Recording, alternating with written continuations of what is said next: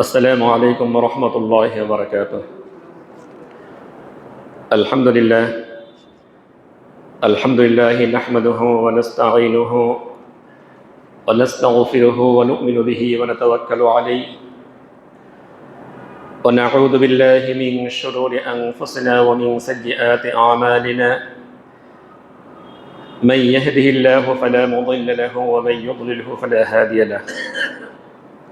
ونشهد أن لا إله إلا الله وحده لا شريك له ونشهد أن محمدًا عبده ورسوله الذي أرسله بالحق بشيرا ونذيرا وداعيا إلى الله بإذنه وسراجا منيرا. فقد قال الله تعالى في كلامه المجيد وفرقانه الحميد: أعوذ بالله من الشيطان الرجيم. بسم الله الرحمن الرحيم. يا أيها الإنسان ما غرك بربك الكريم الذي خلقك فسواك فعدلك في أي صورة ما شاء ركبك. وقال تعالى: إن الله ملائكته يصلون على النبي يا أيها الذين آمنوا صلوا عليه وسلموا تسليما. اللهم صل على محمد وعلى آل محمد كما صليت على إبراهيم وعلى آل إبراهيم إنك حميد مجيد. اللهم بارك على محمد وعلى آل محمد كما باركت على إبراهيم وعلى آل إبراهيم إنك حميد مجيد. মহান আল্লাহ রাব্বুল আলামিনের দরবারে অসংখ্য শুকরিয়া আদায় করছি যে মহান প্রভু অত্যন্ত দয়া করে মেহেরবানি করে এই পৃথিবীতে আমাদেরকে মানুষ হিসেবে সৃষ্টি করেছেন। আমাদেরকে আল্লাহ রাব্বুল আলামিন ভালো মন্দ বোঝার ক্ষমতা দান করেছেন এবং আজকের এই জুমার দিনে আল্লাহ পাকের সন্তুষ্টি অর্জনের উদ্দেশ্যে আল্লাহ পাক আমাদেরকে আল্লাহর ঘর মসজিদে আসার তৌফিক দান করেছেন। সেই প্রভুর দরবারে শুকরিয়া আদায় করে মুহাব্বতের সঙ্গে বলি আলহামদুলিল্লাহ। দরুদ ও সালাম পেশ করছি বিশ্ব মানবতার মুক্তির দূত রাহমাতুল লিল আলামিন বিশ্বনবী মুহাম্মদুর রাসূলুল্লাহ সাল্লাল্লাহু আলাইহি ওয়াসাল্লামের শানে, যাকে আল্লাহ রাব্বুল আলামিন সমগ্র সৃষ্টি জগতের জন্য রহমত স্বরূপ পাঠিয়েছেন এবং যিনি সারা পৃথিবীর মানুষের জন্য একমাত্র অনুসরণীয় অনুকরণীয় আদর্শ, যার আদর্শের মধ্যে, যার চরিত্রের মধ্যে কোনো ভুল নেই, কোনো ত্রুটি নেই, যার চরিত্রের গ্যারান্টি স্বয়ং আল্লাহ রাব্বুল আলামিন কোরআনে কারীমের মধ্যে নিজে দিয়েছেন, সেই নবী মুহাম্মদুর রাসূলুল্লাহ সাল্লাল্লাহু আলাইহি ওয়াসাল্লামের শানে দরুদ ও সালাম পেশ করছি। সম্মানিত ভাইরা, কোরআনে কারীমের সূরা ইনফিতারের অত্যন্ত গুরুত্বপূর্ণ 3টি আয়াতে কারিমা তেলাওয়াত করেছি। এই আয়াত 3টিকে সামনে রেখেই আজকের আলোচনা পেশ করব ইনশাআল্লাহ। আল্লাহ রাব্বুল আলামিন প্রথম আয়াতে যেন পৃথিবীর প্রত্যেকটা মানুষকে ডেকে ডেকে বলছেন, প্রতিটা মানুষকে যেন ইঙ্গিত করছেন, ইয়া আইয়ুহাল ইনসান মা গররাকা বিরব্বিকাল কারীম।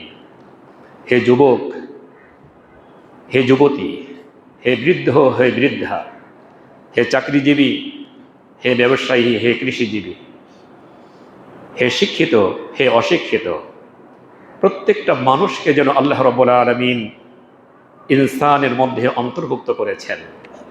ইয়া আইয়ুহাল ইনসান মা গররাকা বিরব্বিকাল কারীম। কোন জিনিস তোমাকে তোমার মহামহিম প্রভুর স্মরণ থেকে দূরে সরিয়ে রাখলো? যিনি তোমাকে সৃষ্টি করেছেন, সুবিন্যস্ত করেছেন, সুষম করেছেন। আল্লাযী খালাকাকা ফাসাওয়াকা ফাআদালাক ফি আইয়ি সূরাতিন মা শাআ রাক্কাবাক। তোমার আকৃতি গঠন করেছেন যেমন খুশি তেমন করে। আল্লাহ রাব্বুল আলামিন ইচ্ছে করলে এই পৃথিবীতে আমাদেরকে বিকলাঙ্গ করে পাঠাতে পারতেন।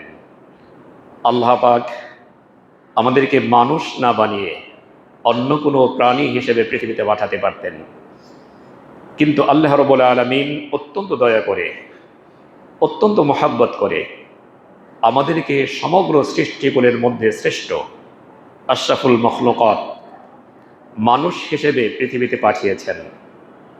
মানুষ হিসেবে আল্লাহ পাক পৃথিবীতে পাঠানোর সিদ্ধান্ত গ্রহণ করে আমাদেরকে এক পর্যায়ে আল্লাহ রাব্বুল আলামিন আমাদের পিতার ঔরস থেকে আমাদেরকে মাতৃগর্ভে পাঠালেন।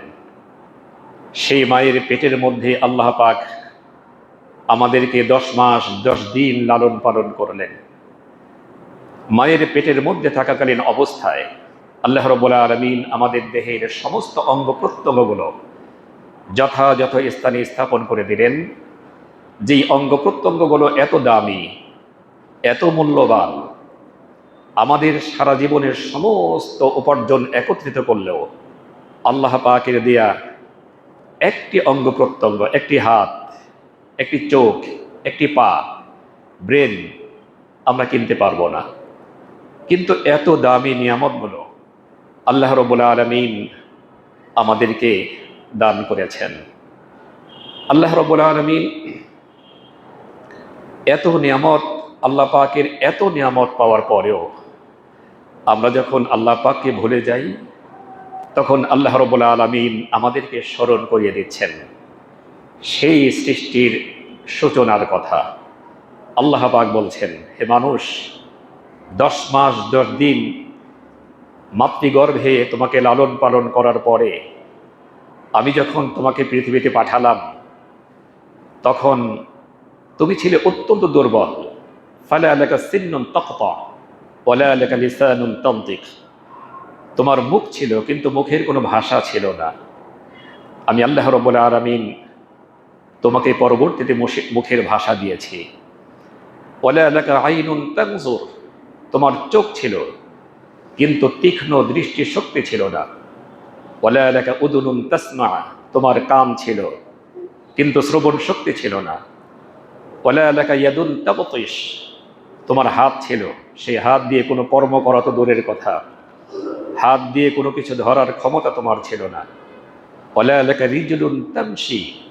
তোমার পা ছিল, পা দিয়ে হাঁটা তো দূরের কথা, পায়ের উপর ভর করে দাঁড়ানোর সক্ষমতা তোমার ছিল না।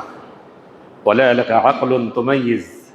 তোমার জ্ঞান ছিল কিন্তু সেই জ্ঞান দিয়ে তুমি ভালো মন্দ কিছু বোঝার ক্ষমতা তোমার ছিল না। ওয়ালা লাকা কলবুন তাতাফাক্কার। তোমার অন্তর ছিল কিন্তু সেই অন্তর দিয়ে ভালো মন্দ কোনো কিছুই চিন্তা করার ক্ষমতা তোমার ছিল না। আল্লাহ পাক স্মরণ করিয়ে দিচ্ছেন, কুনতা সগীরান, ও মানুষ তুমি তো অত্যন্ত ছোট ছিলে। কুনতা দাঈফান, তুমি তো অত্যন্ত দুর্বল ছিলে। কুনতা জাহিলান, তুমি তো একেবারে অজ্ঞ ছিলে। তোমার সামনে যদি আগুন ধরা হতো, সেই আগুন যে তোমার জন্য অত্যন্ত ক্ষতিকর তুমি সেটা জানতে না, সেটা ধরে তুমি তোমার মুখে দেওয়ার জন্য চেষ্টা করতে, এত অজ্ঞ ছিলে। কুনতা মিসকিনান, তুমি তো অত্যন্ত অসহায় ছিলে। কিন্তু সে অবস্থা থেকে আমি আল্লাহ রাব্বুল আলামিন তোমাকে সক্ষমতা দান করেছি। তোমার প্রত্যেকটা অঙ্গ প্রত্যঙ্গ কার্যকারিতায় পর্যবসিত করেছি। আল্লাহ পাক আবার আমাদেরকে জিজ্ঞেস করেছেন, ও মানুষ, যে মুখ দিয়ে তুমি আজকে এত বড় বড় কথা বলো, যে মুখ দিয়ে তুমি আল্লাহ সম্পর্কে কটূক্তি করো, আমার হাবিবের সঙ্গে কটূক্তি করো, ইসলাম সম্পর্কে কটূক্তি করে বিভ্রান্তি ছড়াও, অথবা যারা কটূক্তি করে তাদের সমর্থন যোগাও যেই মুখ দিয়ে, ও মানুষ একটু চিন্তা করো তো, মান আতাকা লিসানান তানতিকু বিহি, কথা বলার জন্য এই বাক শক্তি তোমাকে কি দিয়েছে? আমান আতাকা আইনাইনি তানজুরু বিহিমা, যেই চোখ দিয়ে তুমি পৃথিবীর সৌন্দর্য দেখো, দেখার জন্য এই চোখ তোমাকে কে দিয়েছে? আমান আতাকা উযুনাইনি তাসমাউ বিহিমা, যেই কান দিয়ে তুমি কথা শোনো, তোমার এই কান এবং শ্রবণ শক্তি তোমাকে কে দিয়েছে? আমান আতাকা ইয়াদানি তাবতাশ বিহিমা, যেই হাত দিয়ে তুমি উপার্জন করে খাও, উপার্জন করার জন্য এই হাত তোমাকে কে দিয়েছে? ওমান আতাকা রিজলাইনি তামশি বিহিমা, যেই পা দিয়ে তুমি পথ চলো, যেই পায়ের উপর ভর করে তুমি দাঁড়াও, তোমার এই পা তোমাকে কে দিয়েছে? ওমান আতাকা আকালান তুমাইয়িজ বি, যেই জ্ঞানের কারণে তুমি আজকে এত বড় পজিশনে উপনীত হয়েছ, এত টাকা পয়সা উপার্জন করছো, এত বড় ব্যবসায়ী হয়েছ, এত বড় চাকরিজীবী হয়েছ, ডাক্তার হয়েছ, ইঞ্জিনিয়ার হয়েছ, এত জ্ঞানী যে ব্রেনের কারণে হয়েছ, এই জ্ঞান তোমাকে কে দিয়েছে? আমা কুনতা সগীরান ফাকাব্বারতুক, আল্লাহ পাক জিজ্ঞেস করছেন, তুমি কি অত্যন্ত ছোট ছিলে না? আমি আল্লাহ রাব্বুল আলামিন কি তোমাকে বড় করিনি? আমা কুনতা দাঈফান ফাকাওয়াইতুক, তুমি অত্যন্ত দুর্বল ছিলে না? আমি আল্লাহ রাব্বুল আলামিন কি তোমাকে শক্তিশালী করিনি? আমা কুনতা জাহিলান ফাআল্লামতুক, তুমি তো একেবারে অজ্ঞ ছিলে, আমি আল্লাহ রাব্বুল আলামিন কি তোমাকে জ্ঞান দান করিনি? আল্লাহ রাব্বুল আলামিন হাদিসে কুদসিতে দুনিয়ার প্রত্যেকটা মানুষকে প্রশ্ন করছেন, হাল ওয়াজাদতা আজওয়াদা মিন্নি, ও মানুষ, আমার চাইতে বেশি দিতে পারে এমন কোন সত্তা কি তোমার পৃথিবীতে আছে? কিন্তু অত্যন্ত পরিতাপের বিষয়, আল্লাহ পাকের দেয়া সেই জ্ঞান পেয়ে, শক্তি পেয়ে, সামর্থ্য পেয়ে, আল্লাহ পাকের দেয়া সম্পদ পেয়ে, আল্লাহ পাকের দেয়া সমস্ত নিয়ামত পাওয়ার পর আমরা যেন সেই সৃষ্টিকর্তাকে ভুলে যাই, আল্লাহ রাব্বুল আলামিনকেই যেন ভুলে যাই। এই জন্যে হাদিসে কুদসিতে আল্লাহ রাব্বুল আলামিন পৃথিবীর সমস্ত মানুষকে স্মরণ করিয়ে দিচ্ছেন। আল্লাহ পাক বলছেন, ইয়া ইবনে আদম লা তাফরাহ বিদুনিয়াইকা, হে আদম সন্তান, দুনিয়ার চাকচিক্য, দুনিয়ার ক্ষমতা, দুনিয়ার অধিক পাওয়ার লালসা তোমাদেরকে যেন বেপরোয়া করে না দেয়, বেসামাল করে না দেয়, তোমাদেরকে যেন জান্নাতের পথ থেকে সরিয়ে জাহান্নামের পথে উঠিয়ে না দেয়। ফাইন্নাকা গায়রা মুখাল্লাদ, মনে রেখো মানুষ, এই দুনিয়ায় তুমি চিরঞ্জীব নও, তুমি চিরস্থায়ী নও, এই দুনিয়া ছেড়ে তোমাকে চলে যেতে হবে। এই দুনিয়াতে আমরা এসেছি অত্যন্ত স্বল্প সময়ের জন্যে। কতটা স্বল্প সময়? আল্লাহ রাব্বুল আলামিন বলেছেন, কাআন্নাহুম ইয়াওমা ইয়ারাউনাহা লাম ইয়ালবাসু ইল্লা আশিয়াতান আও দুহাহা, হাসরের ময়দানে যেদিন তারা উপনীত হবে, সেদিন হাসরের ময়দানে সে দৃশ্যগুলো যখন তারা দেখবে, তখন তাদের মনে হবে দুনিয়াতে শুধুমাত্র একটি সকাল অথবা একটি বিকালের চাইতে বেশি সময় পৃথিবীতে ছিলাম না। রাসূল করিম সাল্লাল্লাহু আলাইহি ওয়াসাল্লাম দুনিয়ার এই জিন্দেগি সম্পর্কে বলেছেন, এই সময়টা কত স্বল্প, কত সংক্ষিপ্ত। আল্লাহ রাসূল বলেন ইন্নাদ দুনিয়া মাল আখিরাতি মিথলা মা ইয়াজআলু আহাদুকুম ইসবাহু ফালয়ানজুর বিমা লা তারজিউ, এই দুনিয়া কত ছোট্ট সেটা প্রমাণ করার জন্য আল্লাহ রাসূল বললেন, তোমাদের কেউ সাগরের পানিতে তার আঙ্গুলটা চোবাক, এরপরে তার আঙ্গুলটা উঠিয়ে দেখো কতটুকুন পানি তার আঙ্গুলের মধ্যে লেগে এসেছে। সাগরের সেই বিশাল অথই পানির তুলনায় আঙ্গুলের মধ্যে যেভাবে অত্যন্ত সামান্য একটু পানি লেগে এসেছে, দুনিয়ার জীবনটা আখেরাতের তুলনায় তেমনি অত্যন্ত সংক্ষিপ্ত, অত্যন্ত ছোট, অত্যন্ত নগণ্য। কিন্তু দুনিয়ার এই নগণ্য, এই অল্প সময়ের জীবন আমরা আরাম আয়েশে কাটানোর জন্য আমাদের কত প্রস্তুতি, আমরা কত পেরেশান। কিন্তু যেই আখেরাত শুরু আছে শেষ নেই, সেই আখেরাতটা আমাদের যেন শান্তিময় হয়, সেই জন্য আমাদের তেমন প্রস্তুতি নেই, তেমন পেরেশানি নেই। আমাদের মধ্যে অনেকেই আমরা মনে করি আমার জীবন আমি কাটাবো, যেভাবে খুশি সেভাবে কাটাবো। না, এই কথাটা মোটেই সত্যি নয়। এটাই যদি সত্যি হতো, তাহলে আল্লাহ রাব্বুল আলামিন হাদিসে কুদসিতে এ কথা বলতেন না। আল্লাহ পাক বলেছেন, আতাইতুকা লিসানান তানতিকু বিহি ওয়ালা উহাসিব, আল্লাহ পাক বলেন, ও মানুষ, কথা বলার জন্য এই বাক শক্তি তোমাকে আমি আল্লাহ রাব্বুল আলামিন দিয়েছি, এই মুখটাকে তুমি কোন কাজে ব্যবহার করলে? তুমি কি মনে করেছো আমি তার হিসাব নিব না? আতাইতুকা আইনাইনি তানজুর বিহিমা ওয়ালা উহাসিব। দুনিয়ার সৌন্দর্য দেখার জন্য আমি আল্লাহ পাক অত্যন্ত দামি নিয়ামত তোমাকে দুটি চোখ দিয়েছি। এই চোখটাকে তুমি সারা জীবন কোন কাজে ব্যবহার করলে? এই চোখ দিয়ে তুমি কি দেখলে? তুমি কি মনে করেছো আমি তার হিসাব নিব না? আতাইতুকা উদুনাইনি তাসমাউ বিহিমা ওয়ালা উহাসিব। ও বান্দা, আমি আল্লাহ রাব্বুল আলামিন কথা শোনার জন্য তোমাকে দুটি কান দিয়েছি, শ্রবণ শক্তি দিয়েছি। এই কানটাকে তুমি কোন কাজে ব্যবহার করলে? তুমি কি মনে করেছো আমি তার হিসাব নিব না? আতাইতুকা ইয়াদানি তাবতাশ বিহিমা ওয়ালা উহাসিব। আল্লাহ পাক বলেন, আমি আল্লাহ রাব্বুল আলামিন হালাল পথে উপার্জন করে খাওয়ার জন্য তোমাকে দুটি হাত দিয়েছি। এই হাত দুটোকে তুমি কোন কাজে ব্যবহার করলে? তুমি কি মনে করেছো আমি তার হিসাব নিব না? আতাইতুকা রিজলাইনি তামশি বিহিমা ওয়ালা উহাসিব। আমি পথ চলার জন্য তোমাকে দুটি পা দিয়েছি। এই পা দুটোকে তুমি কোন কাজে ব্যবহার করলে? তুমি কি মনে করেছো আমি তার হিসাব নিব না? আতাইতুকা আকলান তুমাইয়িজ বি ওয়ালা উহাসিব। আল্লাহ পাক বলেন, ও মানুষ, যেই জ্ঞানের কারণ তুমি আজকে এত বড় নেতা হয়েছো, এত বড় শিল্পপতি হয়েছো, এত বড় চাকরিজীবী, এত উচ্চ আসনে তুমি অধিষ্ঠিত হয়েছো, যেই জ্ঞানের কারণে, ওই জ্ঞান তুমি কোন পথে ব্যবহার করলে? তুমি কি মনে করেছো আমি তার হিসাব নিব না? আল্লাহ রাব্বুল আলামিন বলেন, সুম্মা লাতুসআলুন্না ইয়াওমাইযিন আনিন নাঈম। আমার প্রত্যেকটা নিয়ামতের হিসাব বান্দার পক্ষ থেকে আমি গ্রহণ করব। আমাকে প্রত্যেকটা নিয়ামতের হিসাব দিয়ে যেতে হবে। কিতাবে এসেছে, আল্লাহ রাসূল বলেছেন, লা ইয়াযালু কদামা আবদি। আল্লাহ পাক যেন বলছেন যে হিসাব দেয়া ছাড়া বান্দাকে এক কদম সামনে অগ্রসর হতে দেওয়া হবে না। সম্মানিত ভাইয়েরা,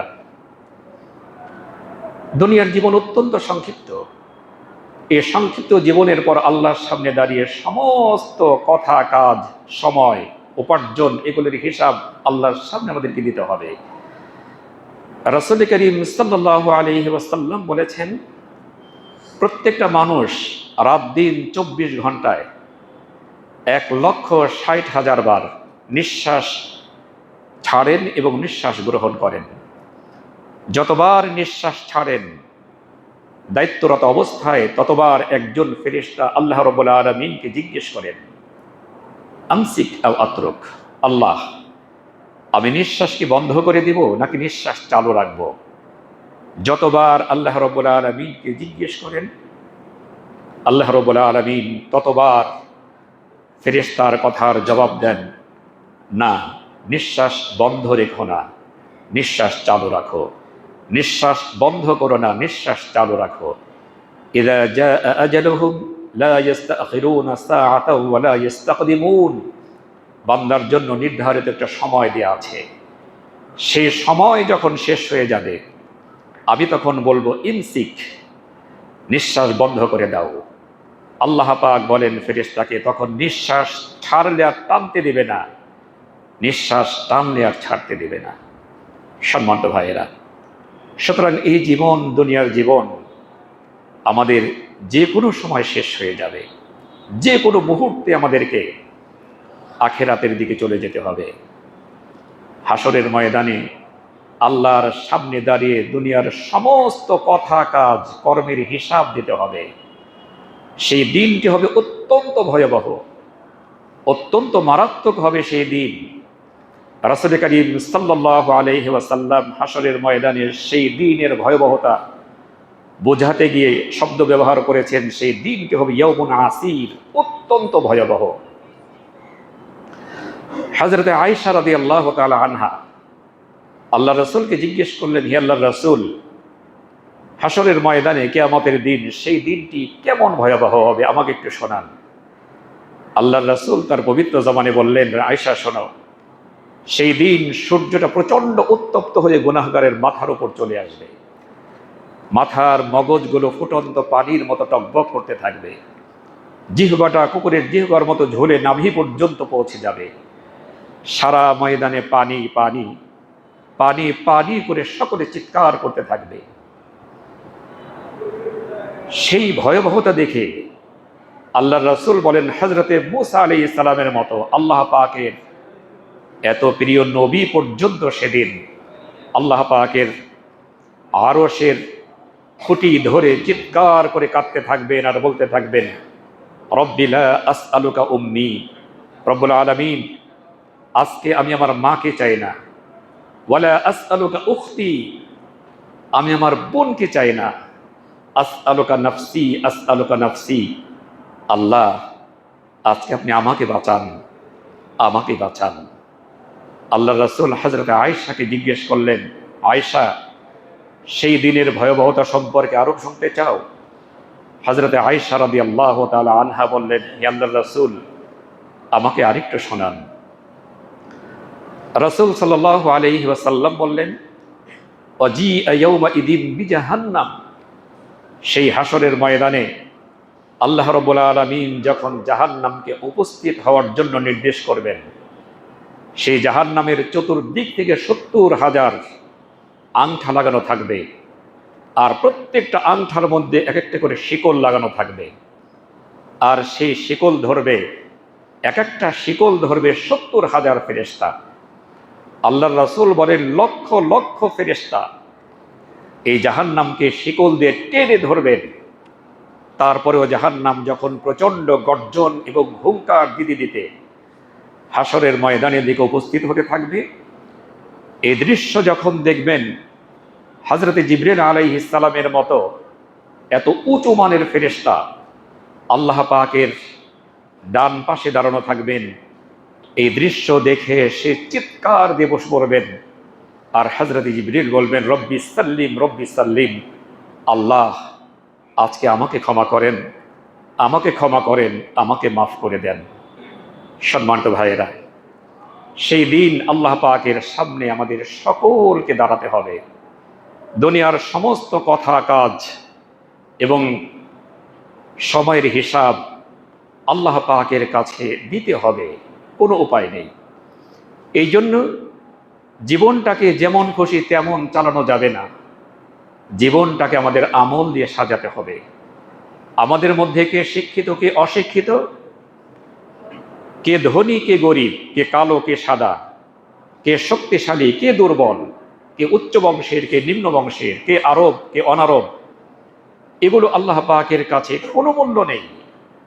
আল্লাহ পাকের কাছে মূল্য হচ্ছে জীবনটাকে কে আমল দিয়ে সাজাতে পারল, তারই মূল্য আল্লাহ পাকের কাছে হবে।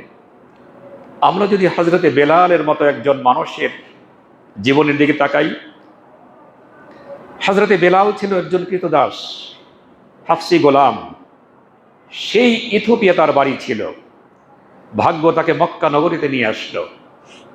হযরতে বেলাল তার জীবন যৌবন, তার সব কিছু জীবন যৌবন আল্লাহর পথে বিলিয়ে দিয়ে ঈমানের অগ্নি পরীক্ষায় উত্তীর্ণ হয়ে এমন উচ্চতায় নিজেকে নিয়ে গেলেন, হযরতে আবু বকর, হযরতে ওমর, হযরতে ওসমান, হযরতে আলী রাদিয়াল্লাহু তাআলা আনহুম আজমাইন, এমন মানের সাহাবা ইকরাম পর্যন্ত হযরতে বেলালকে দেখলেই বলতেন, যা আস-সাইয়্যিদুনা, আমাদের নেতা চলে আসছে। সুবহানাল্লাহ বিহামদিহি সুবহানাল্লাহিল আযীম। আল্লাহ রাব্বুল আলামিন হযরতে বেলালের মর্যাদাকে এমন উচ্চতায় নিয়ে গিয়েছিলেন, হাদিস শরীফে এসেছে, আল্লাহর রাসূল বলেছেন, বেলাল যখন জমিনে হাঁটে, এই বেলালের পদধ্বনি আল্লাহ পাকের জান্নাতে শোনা যায়। সুবহানাল্লাহ। মেরাজের রজনীতে রাসূল করিম সাল্লাল্লাহু আলাইহি ওয়াসাল্লাম দেখে এসেছেন, আল্লাহর রাসূল যখন জান্নাতে প্রবেশ করলেন, আল্লাহর হাবিব জান্নাতের মধ্যে হযরতে বেলালের পদধ্বনি শুনতে পেলেন। ফেরেশতাকে জিজ্ঞেস করলেন, এটা কিসের আওয়াজ?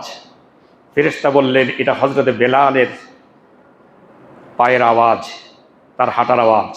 হযরতে বেলাল তার মনিব তাকে শাস্তি দিতে গিয়ে এত পিটিয়েছিলেন, পাকে ক্ষত করে ফেলেছিলেন, পরবর্তীতে সে একটু পা টেনে টেনে হাঁটতেন, খসখস আওয়াজ হতো। রাসূল সাল্লাল্লাহু আলাইহি ওয়াসাল্লাম মিরাজ থেকে ফিরে এসে হযরত বেলালকে ডাকলেন, বেলাল, এমন কি আমল তুমি করো যে তোমার পদধূলি আমি জান্নাতে পেয়েছি? হযরত বেলাল শিশু বাচ্চার মতো ফেল ফেল করে কেঁদে ফেললেন। তিনি বললেন, ইয়া রাসূলুল্লাহ, হাবিবাল্লাহ, আমি তেমন কোনো আমল তো করি না, কিন্তু আমি সব সময় ওযু সহকারে থাকার জন্য চেষ্টা করি।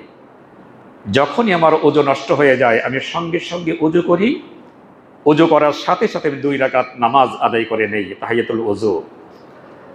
রাসূল সাল্লাল্লাহু আলাইহি ওয়াসাল্লাম হযরত বেলালকে বললেন, বেলাল, এই আমল তুমি মৃত্যু পর্যন্ত ছেড়ে দিও না। সুবহানাল্লাহি ওয়া বিহামদিহি সুবহানাল্লাহিল আযীম। এখানেই শেষ নয়, আল্লাহর হাবিব বিশ্বনবী মুহাম্মদ সাল্লাল্লাহু আলাইহি ওয়াসাল্লাম বলেছেন, কিয়ামতের দিন আমি আমার কবর থেকে প্রথম উঠব।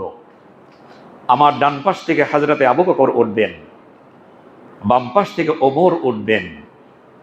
যদিও হযরতে বেলালের কবর সেই সিরিয়ার দামেস্কে, কিন্তু আল্লাহর রাসূল তার পবিত্র জবানে বলেছেন, হযরত বেলাল আমার পায়ের কাছ থেকে ডুব দিয়ে উঠবে। সুবহানাল্লাহি ওয়া বিহামদিহি সুবহানাল্লাহিল আযীম। শুধু উঠবে নয়, আল্লাহর রাসূল বলেছেন, ইয়াখরুজু ওয়া ইউআযযিন, কবর থেকে হযরত বেলাল আযান দিতে দিতে উঠবে। সুবহানাল্লাহি ওয়া বিহামদিহি সুবহানাল্লাহিল আযীম। এখানেই শেষ নয়, রাসূল সাল্লাল্লাহু আলাইহি ওয়াসাল্লাম বলেছেন, হাসরের সেই কঠিন ময়দানে কিয়ামতের দিন প্রত্যেকটা মানুষ কবর থেকে উঠবে খুফাতান উরাতান। তারা বস্ত্রহীন অবস্থায় উলঙ্গ হয়ে প্রত্যেকটা মানুষ কবর থেকে উঠবে এবং খালি পায়ে হেঁটে হেঁটে হাসরের ময়দানের দিকে তারা যেতে থাকবে। আল্লাহর রাসূল বলেছেন, কিন্তু বেলাল হাসরের ময়দানে কিয়ামতের দিন কবর থেকে ওঠার পরেই লাল টকটকে উটের উপর সাওয়ার হয়ে হাসরের ময়দানের দিকে তিনি গমন করবেন। সুবহানাল্লাহি ওয়া বিহামদিহি সুবহানাল্লাহিল আযীম। এখানেই শেষ নয়, আল্লাহর রাসূল বলেছেন, হাসরের ময়দানে প্রত্যেকটা মানুষ অত্যন্ত বিভীষিকাময় অবস্থায় প্রতিটা মানুষ নিজের আমলের জন্য ব্যস্ত থাকবেন, আমল নামার কেমন হয় সেই জন্য ব্যস্ত থাকবেন। এই অবস্থায় আল্লাহ রাব্বুল আলামিন হযরতে বেলালকে ডাকবেন, আইনা বেলাল, বেলাল তুমি কোথায়?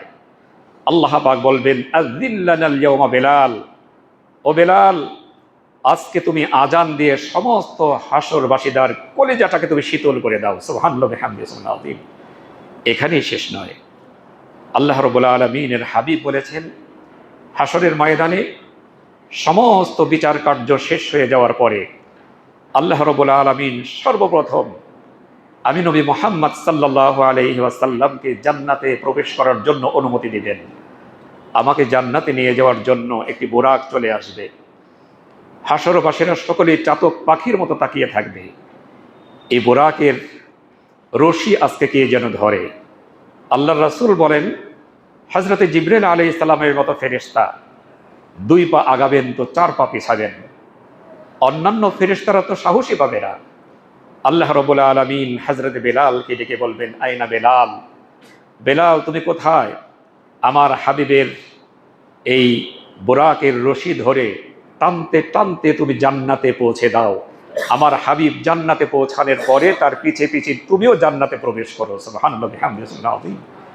সম্মানিত ভাইয়েরা, হযরতে বেলাল নিজের জীবন যৌবন সব কিছু ইসলামের জন্য বিলিয়ে দিয়ে ঈমানের অগ্নি পরীক্ষায় উত্তীর্ণ হয়ে এমন উচ্চতায় নিজেকে নিয়ে গিয়েছিলেন, যার কারণে আল্লাহ রাব্বুল আলামিন তার মর্যাদা এমন পর্যায়ে পৌঁছে দিয়েছিল।